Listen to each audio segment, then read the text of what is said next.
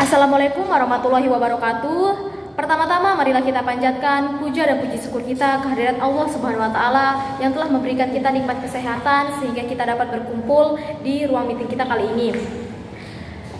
Tak lupa pula sholawat serta salam kita haturkan kepada junjungan alam Nabi besar Muhammad SAW yang telah memberikan kita nikmat kesehatan dan keselamatan. Baik, untuk mempersingkat waktu langsung saja, saya Nur Anissa Rahmatin sebagai moderator, adapun rekan-rekan saya yaitu Mursidul Alimah, Nurlita Dewi, dan Nurvita Dwi Anjani. Baik, kita langsung saja untuk pemateri pertama akan disampaikan oleh Nurlita Dewi. Kepadanya dipersilakan.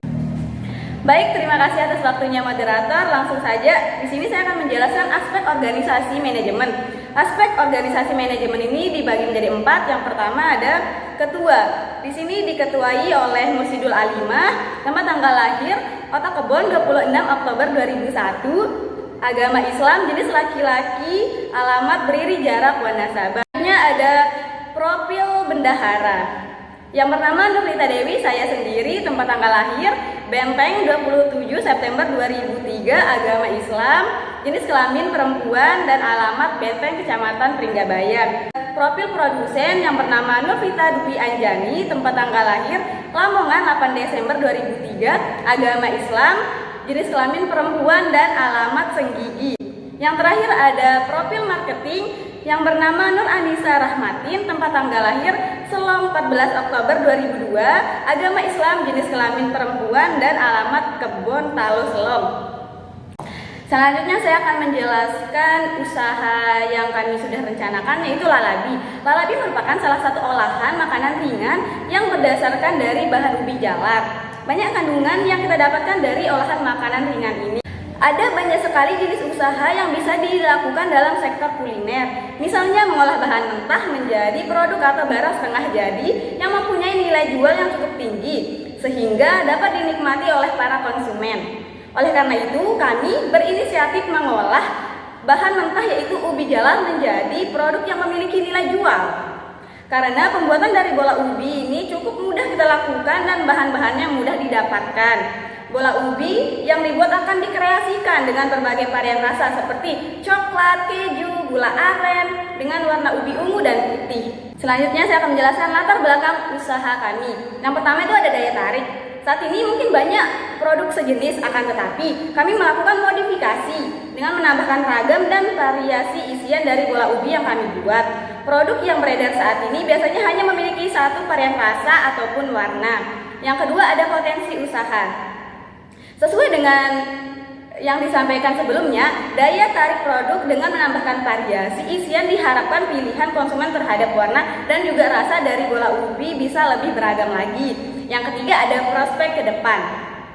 Usaha bola-bola ubi ini memiliki prospek yang sangat cerah di masa depan karena ubi merupakan salah satu makanan yang sangat melekat di kalangan Indonesia.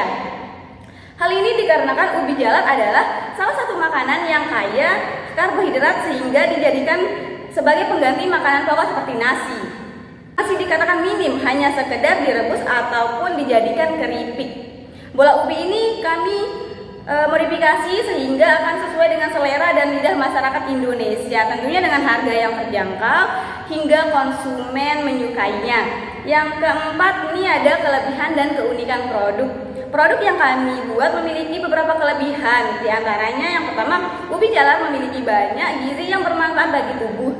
Ubi kaya akan kandungan antioksidan dan vitamin yang membantu meningkatkan daya tubuh sekaligus melindungi tubuh dari paparan radikal bebas. Proses produksi yang cukup mudah sehingga sangat memungkinkan dijual dengan harga yang terjangkau di kalangan masyarakat. Dikarenakan produksi yang sederhana dan bahan baku yang mudah didapatkan. Yang kelima di sini ada visi misi dan tujuan. Visi misi kami yang kelima ada visi misi dan tujuan usaha. Visi kami yaitu menciptakan sebuah jenis bisnis kuliner yang kreatif dan inovatif dalam rangka membantu perekonomian masyarakat, terutama sektor pertanian yaitu petani ubi jalar, serta mendukung pemerintah dalam mengembangkan sektor ekonomi kreatif dengan bahan yang cukup sederhana. Misi kami di sini ada 3. Yang pertama itu ada memproduksi bola-bola ubi dengan bahan yang higienis. Yang kedua ada melakukan inovasi dan modifikasi memodifikasi makanan modern dengan bahan-bahan yang sederhana. Yang ketiga ada menjaga mutu dan kualitas produk. Selanjutnya di sini tujuan kami di sini ada 4. Yang pertama, memajukan sektor industri khususnya pengolahan ubi jalar. Yang kedua, menambah pengetahuan kegiatan wirausaha dan belajar lebih banyak mengenai kewirausahaan. Yang ketiga adalah melatih kematangan mental dan kemampuan dalam berwirausaha. Yang terakhir ada memperoleh keuntungan yang dapat digunakan untuk memenuhi kehidupan sehari-hari. Sekian, hanya ini yang dapat kami sampaikan. Saya kembalikan kepada moderator. Selanjutnya saya akan membacakan materi mengenai aspek produksi dan operasi. Yang pertama, gambaran produk. Berdasarkan permasalahan yang telah dipaparkan dalam latar belakang, kita berusaha merancang ide usaha berupa makanan ringan yang merupakan inovasi produk ubi jalar. Produk tersebut kami namakan dengan lalabi, yaitu bola-bola ubi coklat yang memiliki paling rasa seperti coklat, keju, dan gula merah. Lalabi ini merupakan campuran ubi jalar dengan tepung yang di luarnya itu bertekstur crunchy tapi lumer di dalam produk.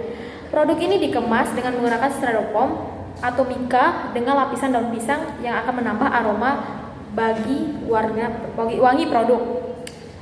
Proses produksi dimulai dengan menyiapkan bahan yang digunakan dalam proses produksi, yaitu seperti bahan, tentunya saja bahan bola ubi, tepung terigu, ubi, tepung maizena, tepung roti, minyak goreng, dan gas.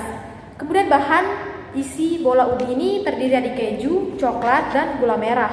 Cara membuat bola ubi ini gampang sekali ya teman-teman. Yang pertama adalah rebus ubi sampai matang, kemudian angkat, kemudian dinginkan. Haluskan ubi yang telah dingin, campurkan tepung terigu, maizena, gula pasir, dan garam.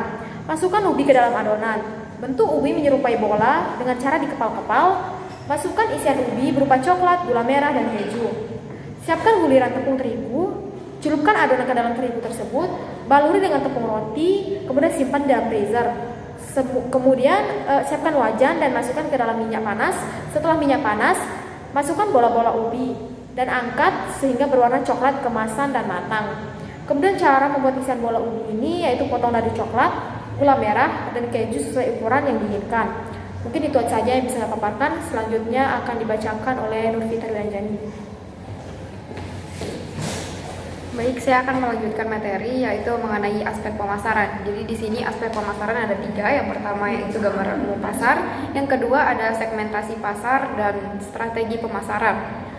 Yang pertama itu adalah gambaran umum pasar. Pada dasarnya bola-bola ubi ini merupakan salah satu bahan ubi dari bahan ubi jalar yang telah dikenal masyarakat sehingga tidak sulit untuk diperkenalkan lagi di masyarakat. Dan kandungan gizi dari ubi jalar ini sendiri sangat tinggi sehingga memiliki manfaat yang baik untuk kesehatan. Selain itu, makanan berbahan dasar ubi ini juga sangat baik untuk program diet. Produk ini kami akan jual dengan kemasan mika yang diberi tambahan daun pandan nanti biar agak wangi, dan kemudian kita akan menggunakan kemasan mika yang berisi 5 biji per mika.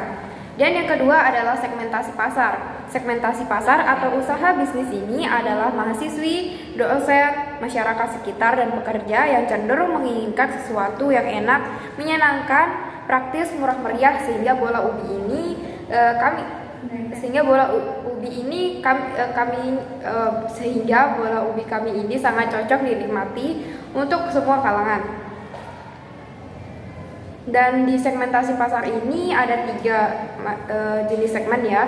Ada segmen geografis yang dimana target pasar usaha kami adalah wilayah Seganteng dan daerah Mataram, dan kami juga akan menggunakan metode COD. Dan yang kedua adalah aspek demografi. Kami menempatkan bisnis kami untuk kalangan semua masyarakat. Selain kalangan masyarakat, kami juga menawarkan bisnis kami ke teman satu sama lain. Dan yang ketiga adalah segmen psikologis. Dengan banyaknya produk serupa yang dijual di pasaran, banyak orang yang tertarik karena mengenyangkan.